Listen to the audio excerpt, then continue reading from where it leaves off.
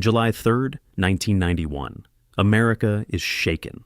On thousands of big screens, a 13-year-old boy with a signature middle-parted hairstyle rides a red Honda XR80 dirt bike. He weaves through the dry concrete canals of Los Angeles, fleeing from the T-1000 killing machine. He is John Connor, the savior of humanity, the sole symbol of hope for 3 billion lives on Earth. At that moment, his angular face and resilient eyes are etched deep into the subconscious of global pop culture. Cut to Los Angeles, over 2 decades later. No more glamorous red carpet lights, no more resounding applause from the Academy or million-dollar endorsement deals. There is only the cold, pale, fluorescent light reflecting from the ceiling of a Los Angeles Police Department, LAPD holding cell. On the criminal data storage system, mugshots of the savior appear consecutively with a dense frequency. September 2001, found slumped in a puddle of his own vomit due to a drug overdose. September 2004, arrested for public intoxication and disorderly conduct at a store in Kentucky. 2009, facing a divorce petition from his wife Rachel Bella, accompanied by a restraining order due to domestic violence and uncontrolled cocaine use. January 2013, then May 2013.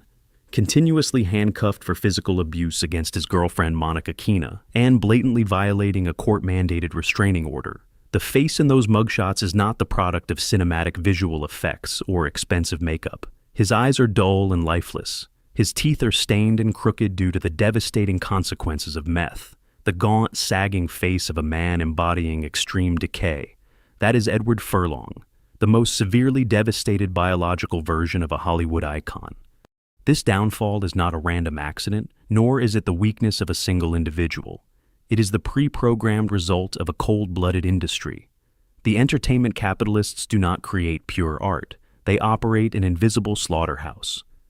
When Edward was just 13, they squeezed dry his innocence, his wildness, and even his real-life traumas to mold a cinematic character. They sold millions of movie tickets, tapes, toys, and raked in over $500 million.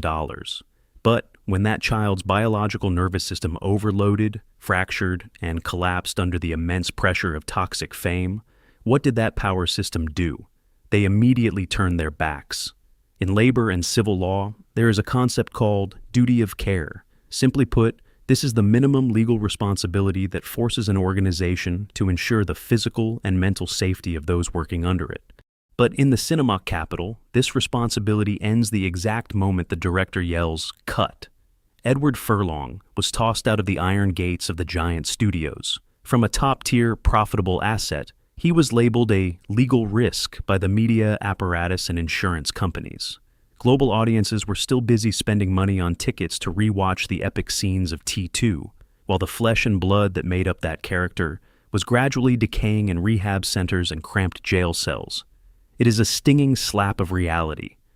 The greatest cruelty does not lie in an AI system wanting to destroy humanity on film, but in how humans in suits drain the life force of a child, then calmly step over his body to count their money. To understand the brutal extent of the fall, we must measure the height of the launch pad's peak. Go back in time to 1990. In Pasadena, California, Edward Furlong was not an actor. He had never attended any formal arts training schools.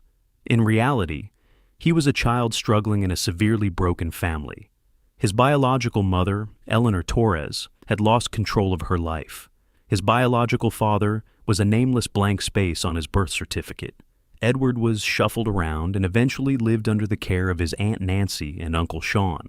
He often wandered aimlessly at the Pasadena Boys and Girls Club. That was a perfect environment to nurture underlying psychological traumas, completely lacking a safety net from a family. And then Molly Finn appeared. As the veteran casting director for the blockbuster Terminator 2: Judgment Day, she carried the heavy responsibility of finding the most crucial puzzle piece for director James Cameron's expensive project. She was not looking for a child actor with an industrial smile, meticulously trained from the Disney mold. She needed eyes full of guardedness, a genuine wildness, edge, and vulnerability of a street kid. When she saw Edward with his shaggy long hair and reckless gaze at the club, the system immediately locked onto its target. They uprooted him from his ordinary life, pulled him entirely out of his familiar environment, and threw him straight into the center of the era's most massive entertainment industrial machine. The project's budget reached $102 million, the most expensive investment in the entire history of cinema, up to 1991. What was the pressure placed on the shoulders of a 13-year-old boy at that time? It was continuous 14-hour filming days, night shoots that drained his physical strength. Edward had to run, scream, and interact with explosions and terrifying mechanical machines. He was forced to grow up on set. In this industry, they often bypass the law through on-set tutoring. Simply put, a teacher paid by the studio to cram the legally required hours of schooling between explosion scenes, purely to deal with state labor inspectors, rather than providing any real educational foundation. In July 1991, the film officially hit theaters and created a global explosion. Box office revenue reached $520 million. Here, we must look through the economic lens at the concept of return on investment, ROI. Simply put, the Studio Alliance only paid a very small fee to an unknown teenage boy, but reaped an endless goldmine from ticket sales, and later, television broadcasting rights. The perfect mirage was officially forged. Edward Furlong became a global idol overnight. He stepped onto the podium to receive golden statues at the MTV Movie Awards and Saturn Awards. He appeared on the cover of every major teen magazine in America, like Tiger Beat or Bop. They began to fully activate the strategy of milking the brand. The law has a term called commercial personality rights. Simply put, the industrial machine has the legal right to use every contour of your face, your smile, and your physique to print on millions of lunchboxes, t-shirts, posters, and Kenner's lines of plastic toys. Tens of millions of dollars in profits flowed straight into the pockets of corporations, while the 13-year-old boy was nothing more than a delegated tool. The expansion even spread to the Japanese market, where he was promoted as a singer with the single "Hold On Tight" topping the charts, and became the face of food advertising campaigns. A giant industry was feeding off a boy's face. But beneath that blinding halo, a rotting network was forming. U.S. law has the Coogan Act to protect 15% of a child actor's gross income, locked away in trust funds. But there was absolutely no law, no contract clause forcing filmmaking capitalists to provide a psychologist for a child who had just been stripped of his entire childhood. When Edward smiled on the red carpet and interacted with Arnold Schwarzenegger, the stock prices of entertainment conglomerates rose. They created a perfect smokescreen of a promising young talent. No one in that power system wanted to admit a basic medical truth. Pushing an underdeveloped brain into a vortex of scheduling, pressure, money, fame, and extreme isolation is the act of implanting a malignant tumor into a child's life. They had prepared an invisible death sentence and carefully wrapped it in solid gold wrapping paper. August 1993. Los Angeles Superior Court. Edward Furlong turned 16. In the quiet, soundproof room of the courthouse, adults were tearing apart a biological gold mine. His biological mother, Eleanor Torres, filed a petition to regain control. Aunt Nancy and Uncle Sean immediately countersued. They were not fighting for the safety of a child. They were playing tug-of-war to gain control over the Coogan Trust Fund, the massive royalty stream from Kenner Toys, and the lucrative post-Terminator 2 contracts. Faced with the collapse of a family foundation, the California legal system made an unprecedented ruling. Instead of establishing a strict safety net, they chose to wash their hands of the responsibility. The court officially granted Edward emancipation. Simply put, the state government granted a teenager who hadn't finished high school full financial control and legal status as a grown man.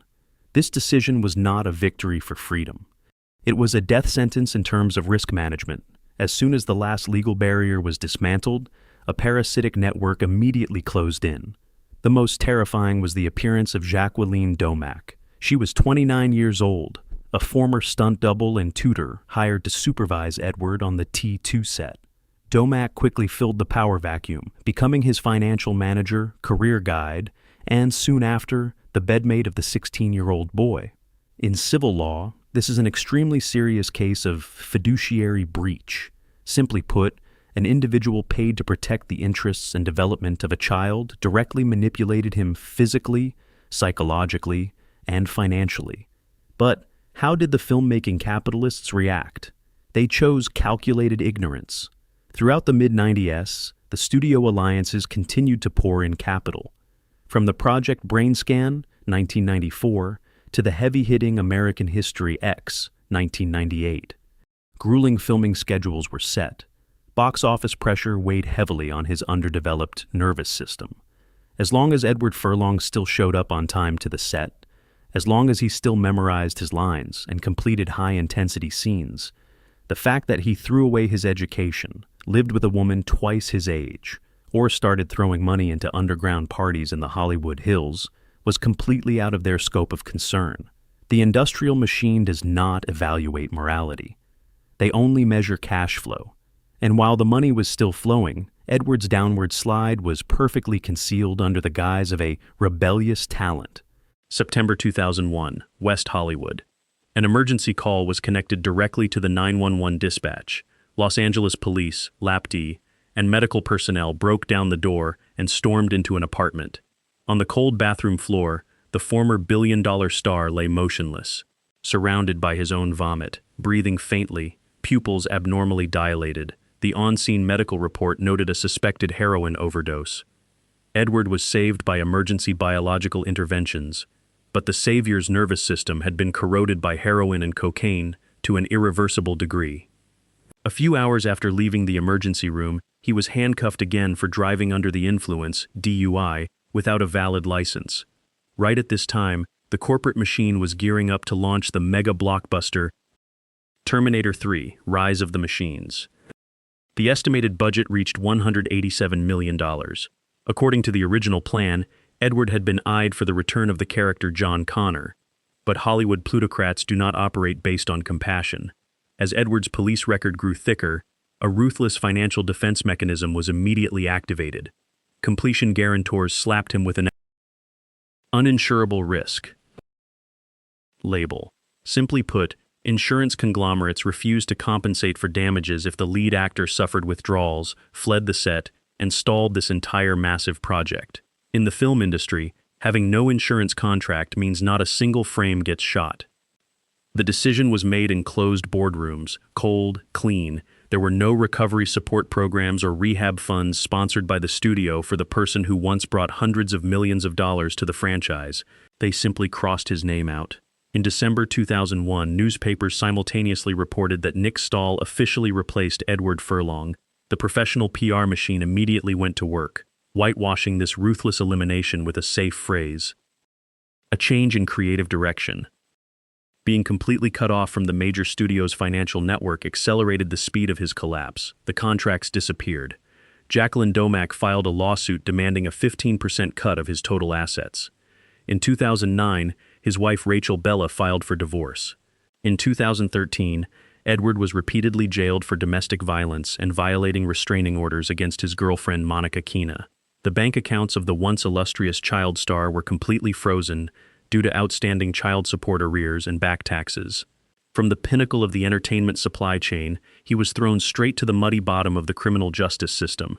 The power syndicate had drained the value of his youth dry, and now they nonchalantly slammed the door shut. 2017.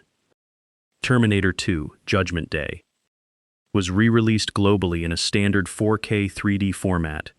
James Cameron smiled on the red carpet. Enthusiasts were thrilled. Tens of millions of dollars from ticket sales continued to flow into the accounts of the studio alliance. On that crisp silver screen, the character John Connor remained frozen at the age of 13. Shaggy hair, resolute eyes, a perfect and immortal pop culture icon. But in the real world, not far from the glamorous camera flashes, the man named Edward Furlong was turning 40. Missing teeth, a ravaged face. He had to petition the court to reduce his child support payments to the minimum because his declared income was virtually zero. This is the cruel privilege of what is called intellectual property, IP. Simply put, the capitalists had separated the soul and body of an actor, turning the youthful image of a boy into a chain of digital assets to milk forever, while completely washing their hands of the rotting physiological human part that created it. For over 30 years, the Terminator franchise has released a series of spin-off films.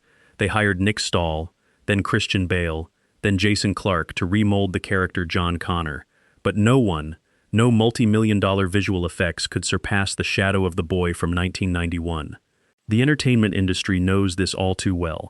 They continuously relicense the production of vintage t-shirts, premium Hot Toys figures, and video games using Edward's exact 13-year-old face. Audiences continued to spend money out of nostalgia. The massive profit stream continued to flow, but that financial network was designed to flow back to the corporations, entirely bypassing the one who sacrificed his whole childhood for it. The story of Edward Furlong is not a cheap moral lesson about a fallen star lacking willpower. If you place the police reports, medical records, and contract histories side by side, it exposes an organized exploitation case. Hollywood is not an art creation factory. In essence, it is a mining industry. It drills deep into childhood, siphons innocence, exploits the wildness and genuine traumas of a street teenager. When that biological ore mine is depleted, when the child's nervous system fractures due to drugs and scheduling pressures, the power system casually pulls the plug. They label him an investment risk, sever all contracts, and calmly step over his body to search for a new ore mine. Forgive me if this ruins your cinematic experience, but next time, when you turn on the screen and admire the masterpiece of Terminator 2, when you see the brave boy John Connor confronting the liquid metal T-1000 machine, remember that you are not just watching a sci-fi movie. You are looking straight at a crime scene. You are watching documentary footage authentically recording a child being chewed up by a pragmatic machine, thousands of times more cold-blooded than Skynet. That machine is named Hollywood.